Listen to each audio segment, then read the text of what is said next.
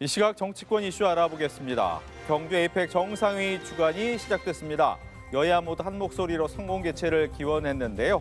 민주당 정청래 대표 전 세계의 관심이 한국에 집중되는 이번 주만이라도 무정쟁 주간으로 선언하자고 제안했고 국민의힘 장동혁 대표 역시 경제 에이펙의 성공을 위해서 모든 힘을 보태겠다고 강조하면서도 한미 관세 협상의 진짜 성과를 가져와야 한다고 말했습니다.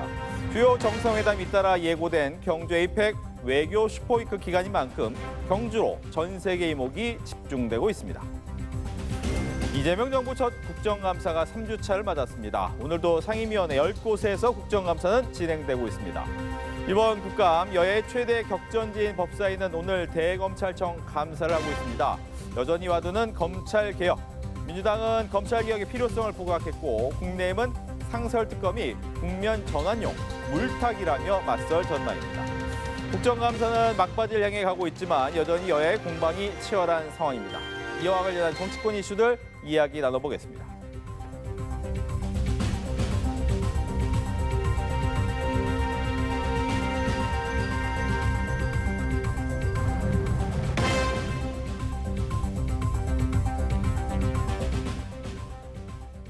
관련 내용을 포함한 정치권 이슈들 강성필 더불어민주당 부대변인, 윤주진 국민의힘 미디어특위위원과 자세히 이야기 나눠봅니다. 안녕하십니까? 안녕하세요. 어서 오십시오.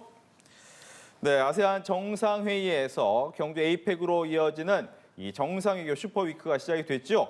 이재명 대통령 29일 트럼프 대통령과의 한미 정상회담, 또 30일에는 한일, 다음 달 1일에는 한중 정상회담이 있습니다. 정상외교 슈퍼위크의 의미와 관전 포인트를 좀 이야기 나눠보겠습니다. 민주당부터 듣겠습니다. 그러니까 이제 우리가 만드는 지속 가능한 내일이라는 주제로 이제 경주 에이펙 회담이 이제 시작되는 것이죠. 그러니까 대한민국의 위상이 그만큼 높아졌다는 것이고 대한민국 외교의 정상화를 확실하게 세계 무대에 선보이는 그런 좋은 자리가 될 것으로 저희는 기대를 하고 있습니다. 근데 무엇보다도 한 3가지 정도의 이제 관전 포인트는 있을 것 같습니다. 첫 번째 같은 경우는 우리 국민들이 다 알고 계시듯이 한미 관세 협상과 관련해 가지고 과연 이재명 대통령과 트럼프 대통령 간의 관세 협상이 타결이 될 것인가. 지금 현재는 미국 같은 경우는 8년 동안 2,500억 달러를 투자해라. 근데 연간 250억 달러, 우리나라 돈으로 33조 7,500억 달러를 매년 직접 투자해라. 이렇게 요구하고 있고 또 우리 한국 같은 경우는 3,500불은 너무 과도하다. 2,000억 달러를 10년 동안 연간 150억 달러씩. 그러니까 이것도 뭐 한 20조가 넘는 돈입니다. 그래서 이거와 관련해서 투자 금액과 방식과 관련해 가지고 실무진들끼리 지금 팽팽하게 줄다리기를 하고 있는 것입니다.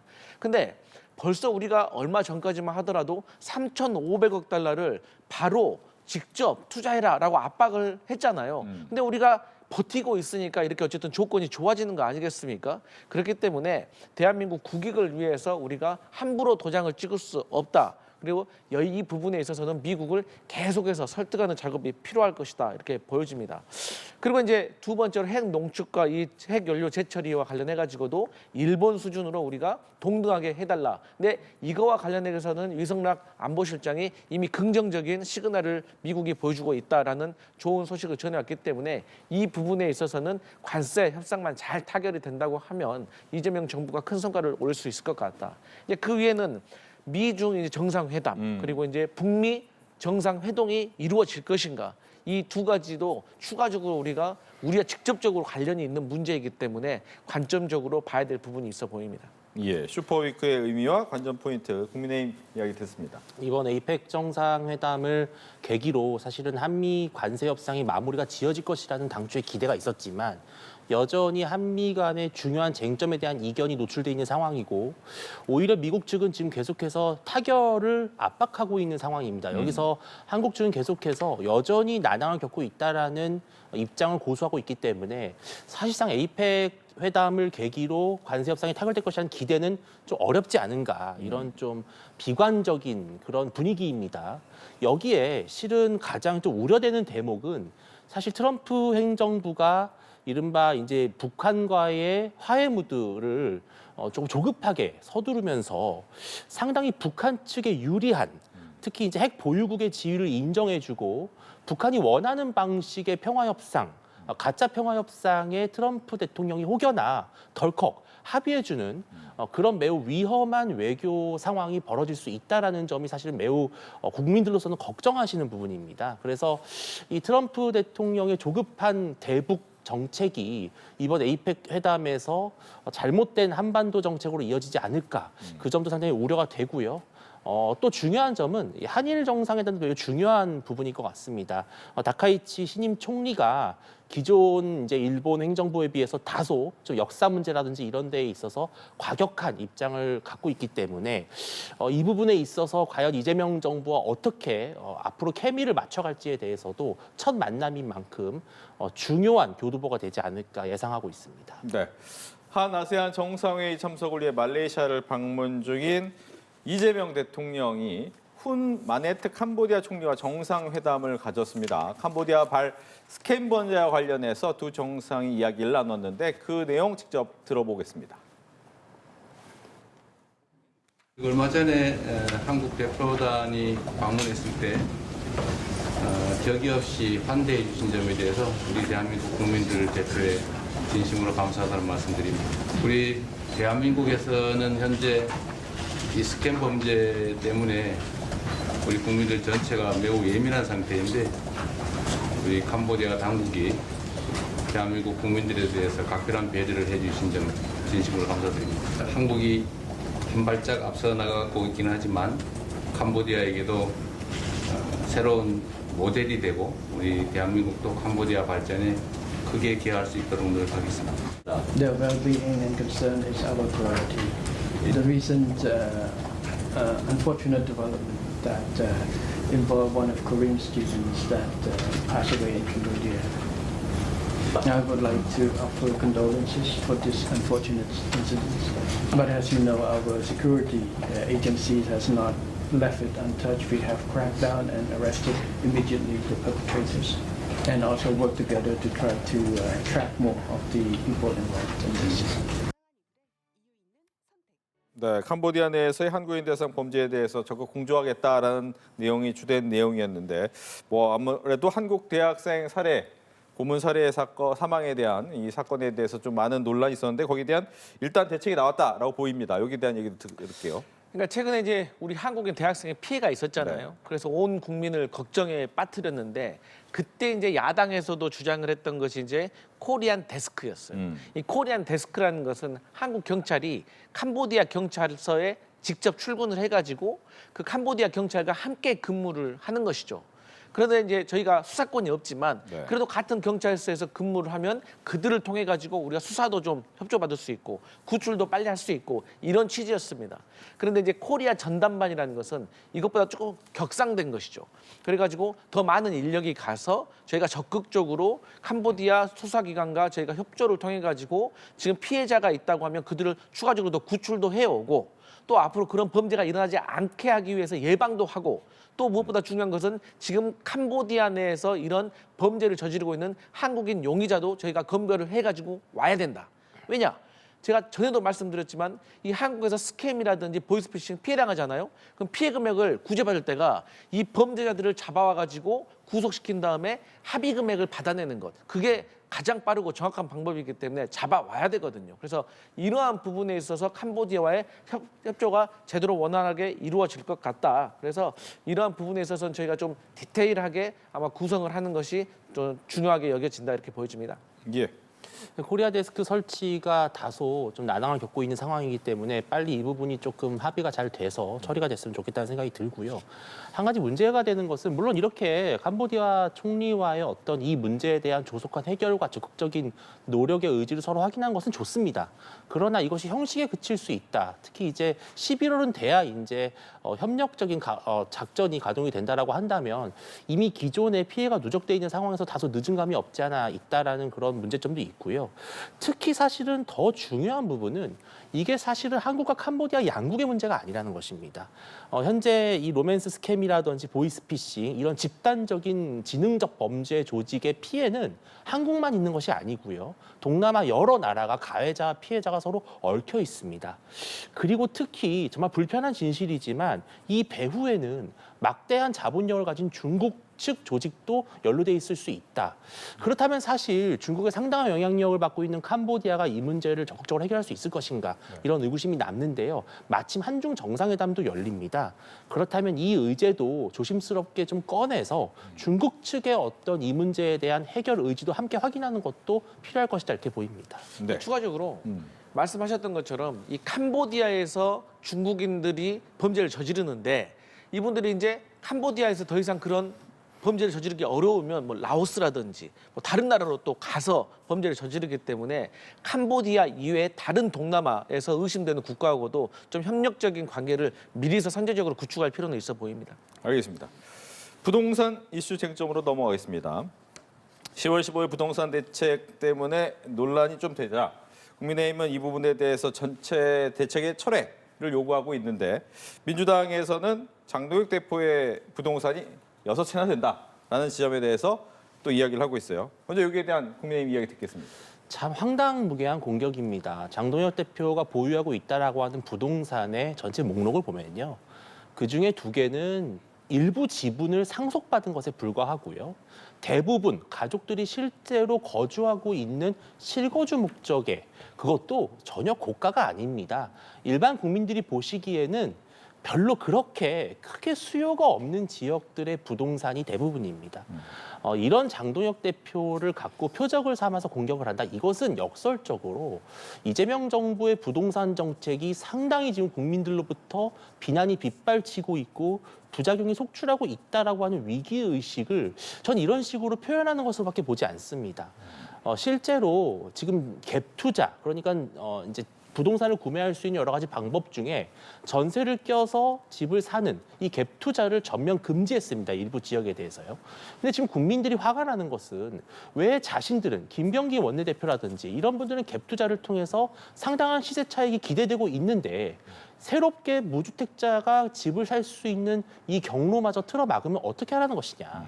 이런 불만들이 지금 나오고 있는 상황에서 애꿎은 장동혁 대표의 부동산을 갖고 공격한다는 것은 상당히 좀 무리한 정치 공세라고 생각이 들고요. 결국은 지금 이게 부동산 시장은 수요와 공급이 동전의 양면입니다. 수요를 틀어막으면은 사람들이 공급을 하지 않습니다. 집을 내놓을 수가 없습니다. 그러면 결국은 계속해서 전세와 월세만 전전해야 되는, 특히 청년들에게는 내 집 마련의 꿈이 없어지는 이런 상황이 반복된다면 결국은 이 정부도 버틸 수가 없거든요. 조속히 10월 15일에 내놨던 부동산 대책을 철회하고 조금 더 시장 경제 논리에 맞게 정말 공급을 원활하게 할 수 있는 공급형 부동산 대책으로 선회해야 될 것이다. 이렇게 국민의힘은 주장하고 있습니다. 네, 즉 똘똘한 한 채가 아니다라고 얘기를 하면서 이렇게 정쟁화하지 말고 부동산 정책의 철회가 더 중요한 것 아니냐. 일단 이제 장동혁 대표와 관련해 가지고 뭐 장동혁 대표가 이제 구로에 뭐 아파트 한 30평짜리 있고, 근데 제가 그 아파트 과거에 제가 전세 들어가려고 좀 알아본 적이 있어요. 벌써 몇 년 됐어요. 근데 저는 그때가 제가 기억하던 가격과 지금 장동혁 대표가 말하고 있는 그 매매 가격이 저는 좀 이해하기가 어려운 좀 차이가 있어가지고 과연 장동혁 대표가 해명하고 있는 것이 사실이 맞는지에 대해서 사실 궁금합니다. 그런다 칩시다. 그런데 구로에 아파트가 있는데 구로가 이제 구로구잖아요. 옆에 영등포구잖아요. 근데 영등포구에다가 의정활동위에서 오피스텔을 샀다? 그렇게 먼 거리도 아닌데 그것도 사실 좀 맞지 않는 것 같고, 또 어쨌든 전국에 4채의 아파트가 있는데 뭐 가족이 산다고 하지만 어쨌든 간에 실거주하는 건 아니잖아요. 본인이 선호공항에서 여기서 자고 저기서 자고 그런 것도 아닌데, 그래서 이 부분과 관련해 가지고는 장동혁 대표께서도 민주당의 전세 어떤 관련된 이 갭 투자와 관련된 것에 대해서 비판하실 자격이 있는지는 한번 돌아보실 수 있었으면 좋겠다라고 말씀드리고 싶고, 저희 민주당이 이번에 발표한 이 11호, 그러니까 정부가 발표한 대책은 이걸로 이제 앞으로 부동산 대책이 끝났습니다, 해결될 겁니다, 이제 이게 아닌 거거든요. 갑자기 집값이 폭등하려고 하니까 이것을 뭐 주식으로 따진다면 서킷 브레이크처럼 좀 일시정지를 해놓은 거예요.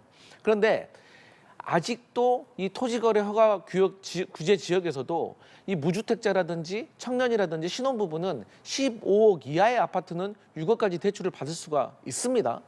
그런데 무주택자, 청년, 신혼부부가 뭐 15억, 20억짜리를 바로 사는 거 아니잖아요. 그렇기 때문에 지금 국민의힘에서 지적하시는 것처럼 뭐 꿈의 사다리를 걷어차버렸다, 나는 집 살 기회를 잃어버렸다라고 하는 것은 조금 현실과 맞지 않는다. 이렇게 말씀을 드리고 싶고 결국에는 이제 공급 대책이잖아요. 그러면 11호 정책이 나온 지 아마 오늘이 12일째 정도 됐는데 국민의힘은 그 다음 날 10월 16일부터 계속해서 공격을 하셨어요. 이래서 안 됐고 저래서 잘못됐고 이래서 처리해야 되고 저래서 잘못됐고 그러면 이제는 국민의힘도 이제 공격할 만큼 하고 흠집 낼 만큼 냈으니까 이 정말 본인들도 말하는 이 공급 대책에 대해서 한번 실제적으로 수권 정당을 지향하고 있기 때문에 정말 실제적인 어떤 대안을 한번 제시를 하고 이것도 정부와 여당도 좀 겸손하게 국민의힘과 좀 머리를 맞대고 이렇게 어떻게 공급을 할 것인가에 대해서 대안을 좀 내놔야지 뭐 자꾸 이제 누구는 집이 몇 채 있니 누구는 몇 채가 있니 이렇게 서로 공격만 하는 것은 화난 국민들의 가슴에 불만 지르는 것 같다. 그리고 어찌 됐든지 간에 참 이게 문제가 뭐냐면 11호 이 부동산 정책의 방향도 맞고 이 효과도 곧 드러날 거라고 생각을 해요. 근데 문제는 이 정책을 수립한 이 정책 결정자들이 과거에 갭 투자를 해서 좋은 곳에 똘똘한 채가 있기 때문에 사실 국민들이 그래서 화가 나는 거거든요. 그런데 이 부분에 있어서도 사실 국민의힘에서도 조금 공격을 자제해야 되는 것이 이분들이 빨리 샀으면 2000년대 초반, 좀 늦게 산 분들 보니까 2010년 초반이더라고요. 그러면 그때 이들이 고위공직자였는지 또 이들이 그때 갭 투자와 지금의 갭 투자가 사회적으로 문제가 되는지에 대해서도 상황이 좀 달라진 면은 있거든요. 그럼에도 불구하고 민주당은 그리고 정부는 어쨌든 이런 고위공직자들의 어떤 태만한 어떤 모습에 대해서는 겸손하게 반성을 해야 될 필요도 있겠다. 하지만 이제는 양당이 공세를 좀 그만두고 실질적으로 부동산 집값을 잡기 위한 조금 공급 대책에 머리를 맞췄으면 좋겠다 이런 생각 듭니다. 발로 어떻게 습니까? 그러니까 이게 국민들이 지금 화가 나는 것은 뭐 옛날에 갭 투자했다 이런 문제가 아닙니다. 김병기 원내대표 같은 경우는 현재도 갭 투자 중입니다. 그러니까 상당히 고가의 아파트, 재건축이 기대되는 아파트를 전세를 줬어요. 그리고 본인의 지역구에서는 정작 매매를 하지 않았습니다. 지금 이재명 정부가 갭 투자를 막은 근본적인 이유가 무엇입니까? 실거주 목적이 아니면 부동산을 가져서는 안 된다라고 하는 기본 바탕 원리가 있는 겁니다. 자, 그렇다면은 본인들도 실천을 하셔야지요. 국민의힘은 갭 투자를 막겠다, 다주택자 처벌하겠다, 징벌하겠다 이렇게 말한 적이 없습니다. 적어도 민주당 정권은 갭 투자를 막겠다고 한다면은 스스로 지금 현재 갖고 있는 갭 투자 매물에 대해서는 처분을 하셔야지요. 그래야 국민들에게 이 정책을 따르라고 말할 수 있는 거 아니겠습니까? 그리고 국민의힘은 분명히 대안을 제시했습니다. 첫 번째, 재건축 초과이익 환수제 없애자고 했습니다. 왜 그러냐면은 사실 국민들께서 너무나 당연한 것이 내가 지금 갖고 있는 뭐 빌라라든지 아파트를 재건축을 한다고 한다면은 적어도 지금보다는 조금 더 좋은 집이 되고 조금 더 돈을 벌 수 있다라는 기대가 있어야 적극적으로 협조하고 동의도 받지 않겠습니까?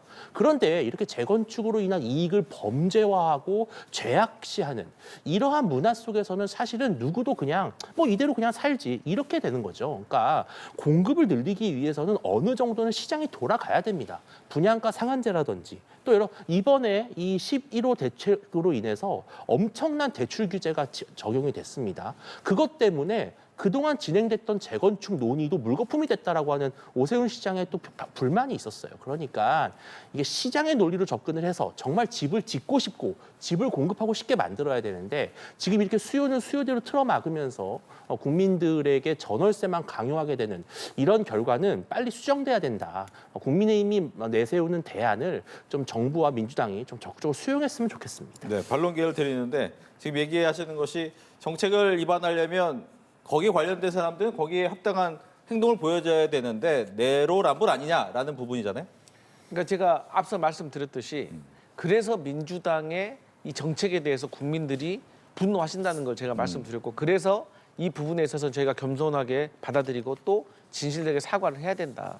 그래서 누가 저한테 그러더라고요. 강성필 너는 집 없으니까 곧 있으면 너도 장관 될 수 있는 순번 되겠다 이러더라고요. 그래서 이런 부분에 있어서 정말 송구스럽다는 말씀을 드리는데 근데 이제 이 공급과 관련해 가지고 이 재건축 초과이익 환수제가 이 공급 대책을 다 해결을 할 수가 없어요. 공급 대책을 다 해결할 없을 뿐만 아니라 이거 해결해 준다고 완화하고 삭제한다고 해서 이 재건축 재개발이 또 빨라지는 것도 아니다. 뭐 물론 긍정적인 영향은 줄 수는 있겠지만 실질적으로 재건축 재개발이 늦어지는 이유는 이 조합원들 간의 어떤 이권 다툼, 이 조합장에 대한 신뢰의 문제, 갈등의 문제, 그래서 법적 소송으로 이어지는 이런 문제와 어떤 분담금이 늘어나는 문제가 또 병행적으로 있는 것이기 때문에 그럼에도 불구하고 국민의힘에서 전향적으로 이런 제안을 해주셨기 때문에 민주당도 이 부분에 있어서는 머리를 맞대고 심사숙고해야 될 필요는 분명히 있고 긍정적인 방향으로 재건축 초과이익 환수제에 대해서 완화에 대해서는 조금 방향을 틀려고 하는 것 같습니다. 하지만 이걸로만은 끝나지 않을 것 같다. 그래서 저희 민주당은 이런 생각을 해요. 이 부동산 문제는 윤석열 정부 때 하려고 했던 의대 증원 늘리는 거하고 똑같은 문제인 것 같아요. 이게 여당이든 야당이든 다 같이 의사 늘려야 된다는 건 알지만 이 거센 반발이 있잖아요. 그렇기 때문에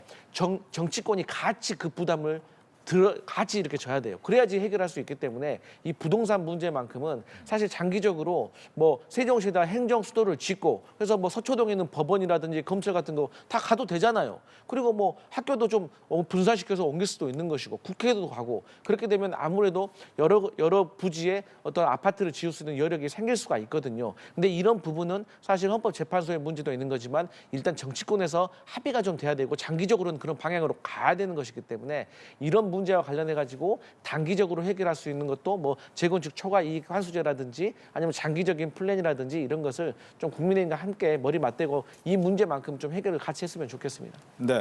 다음은 사법개혁 이야기로 넘어가겠습니다. 민주당은 지금 뭐 사법개혁 얘기하면서 또 하나 가지고 온 것이 법원 행정처 폐지 카드. 뭐 개인의 의견이라지만 재판중지법 처리 이 두 가지입니다. 이 두 가지 왜 해야 됩니까? 일단 이제 법원 행정처 같은 경우는 사실 이 1급 하급심에서 상급심까지 모든 판사의 인사를 쉽게 말해서 이제 대법원장이 다 행사를 하는 거잖아요. 아무래도 그러면 사실 그 대법원장의 입김에 따라서 판사들이 재판을 독립적으로 할 수 있을까라는 생각이 드는 거예요. 또 그 한 가지 예로 지금 중앙지법에 영장 전담 판사가 4분이 계시는데 그중에 3분이 수원지법에서 올라오신 분들이에요. 우리가 일명 수원 브라더스라고 하는데 이분들이 최근에 했던 어떤 영장과 관련된 기각 체포영장 기각 이런 것들이 뭐 한독수 전 총리, 박성재 전 법무부 장관, 이종섭 전 국방부 장관 이런 분들에 대한 영장 기각이 사실 도저히 이해할 수가 없거든요. 그래서 이런 것들이 결국에는 대법원장의 어떤 독단적인 인사와 또 대법원장의 입김에서 자유로울 수가 없는 판사들의 현실적인 문제가 있기 때문에 이것을 조금 고쳐야 되지 않겠냐라는 것이고 이 재판 중지와 관련해 가지고는 아니 결국에는 대한민국 국민들이 이재명 대통령이 야당 대표 시절 5개 재판을 다 하고 있다는 거 모르고 대통령으로 선출했습니까? 아니잖아요. 다 어떤 걸로 재판을 받고 있고 그럼에도 불구하고 이재명 후보를 대통령으로 만들었다고 하면 국민의 최우선의 선택을 최우선의 가치로 생각을 해야지 여기에 대해서 고등법원장이 나와가지고 이론적으로는 재판을 제기할 수 있다라고 하게 된다면 당연히 국회 법사위에서는 이에 맞서서 재판 중지와 관련된 법안을 추진할 수도 있다라고 대항할 수밖에 없는 상황이다 이런 말씀 드립니다. 네, 법원 행정처의 폐지 카드와 재판중지법. 재판중지법은 분명한 위헌입니다. 우리 헌법은 현직 대통령은 형법상 소출을 당하지 아니한다고 되어 있지 재판을 중지한다고 되어 있지 않습니다. 이 소출하는 것이 만약 재판을 포함하고 있었다면 우리 헌법을 만든 재헌 헌법학자들이 아마 재판까지 같이 병기했을 것입니다. 왜 재판이라는 단어를 쓰지 않고 소출한 단어를 썼을까 하는 것은 매우 소극적으로 대통령의 특권을 인정했다라고 볼 수 있는 것이고요. 실제로 그래서 대통령 당선인의 경우에는 공직선거법 위반이 됐을 경우에는 보궐선거를 치르도록 하는 그런 규정도 함께 마련돼 있습니다. 그 말은 즉슨 대통령이 당선이 되더라도 재판을 받는다라고 하는 상황을 가정한 것이다. 이렇게 해석해야 되겠습니다. 다만 현실적으로 현직 대통령이 재판을 받는 것이 정치적으로 그리고 헌정질서사상 좋은 것이냐 나쁜 것이냐라고 하는 정무적 판단이 남아있는 것입니다. 여기에 지금 현재 대법원과 주요 판사들은 이제 재판을 잠시 중단해 놓은 상황입니다. 이것은 법적으로 어떤 옳고 그름을 따질 수 있는 문제가 아니라는 것이고요. 법원 행정처 폐지라고 하는 것은 매우 심각한 법원 장악의 어떤 하나의 플랜이라고 볼 수 있다고 저는 생각합니다. 왜냐하면 지금 사법부가 어떤 그 안에서의 어떤 질서, 나름대로의 조직 문화, 그리고 판사들은요, 자기 멋대로 판단하는 게 아닙니다. 법리와 특히 판례를 따라야 됩니다. 그런데 법원 행정처가 사라지고 정말 그냥 뭐 계급장 떼고 누구나 다 똑같은 판사다 이렇게 돼버리면 사실 기존에 아무리 많은 판례가 나왔어도 양형 기준이 있어도 싹 다 무시해버리고요. 내 마음대로 정치적으로 판단해버린다? 그럼 이 사법부를 누가 신뢰하겠습니까? 그리고 법원행정처가 사라진 그 자리에 누가 들어가겠다는 것이겠습니까? 결국은 좌파 시민단체, 정치인들, 결국은 사법위원회라는 이름으로 정치위원회를 만들겠다는 겁니다. 이것이야말로 가장 전형적인 사법부 장악의 하나의 그 기도라고 보이기 때문에 이 부분에 있어서는 사법부도 매우 엄중하게 대응해야 될 것으로 보입니다. 네. 시간이 많지 않기 때문에 이 다음 질문은 짧게 부탁을 드리겠습니다. 조원철 법제처장 관련된 이야기인데 국민의힘 입장에서는 이 부분에 대해서 즉각 경질 요구하면서 아마 탄핵안 발의까지 얘기를 했습니다. 여기에 대해서 민주당 얘기 듣습니다. 일단 저는 개인적으로 조원철 법제처장의 발언이 부적절했다고 생각합니다. 그런데 과연 이게 이제 경질까지 할 문제인가에 대해서는 조금 고민이 있어야 되고 또 국민의힘이 과연 조원철 법제처장 뭐 탄핵 소추한다 이런 자격이 있는가? 아니 오래되지도 않았습니다. 이완규 전 법제처장 아니 윤석열 전 대통령과 서울대 법대 동기잖아요. 그리고 윤석열 전 대통령 일가의 가족 변호사이면서 윤석열 검찰총장 때 징계 소송을 담당했던 개인 변호사였어요. 그런데 이분이 어떻게 됐어요? 이 안가 회동까지 포함이 되어 있으면서 사실 내란과 관련된 공범으로 지목이 되고 있습니다. 근데 그런 상황 속에서도 이완규 법제처장을 뭐 어떻게 하려고 했어요? 헌법재판관으로 임명까지 하려고 했던 것이 국민의힘이거든요. 그래서 이 조원철 법제처장 관련돼서는 저는 조금 부적절한 면은 있었지만 과연 그것이 경질까지 갈 문제인가? 그리고 국민의힘이 그것을 지적할 과연 자격이 있는가에 대해서는 국민 여러분들이 좀 판단하실 거라고 생각합니다. 네, 국민의힘. 대법원에서 유죄 파기환송까지 최종 확정을 낸 판결망에 대해서도 무죄다 이렇게 주장하는 것은 행정부의 일개 기관장이 사법부 최고 기관의 판결을 뒤집는 것입니다. 이것이야말로 가장 중대한 헌법 위반이 삼권분립 훼손이고요. 역시나 대장동 변호사다운 그런 아주 정권 보위형 그리고 이재명 대통령 호위 무사형 법제처장이기 때문에 대한민국 행정질서에는 맞지 않습니다. 당연히 물러나는 것이 맞다고 생각합니다. 네, 이렇게 해서 두 분과 함께 정치권 이슈 이야기 나눠봤습니다. 오늘 잘 들었습니다. 고맙습니다.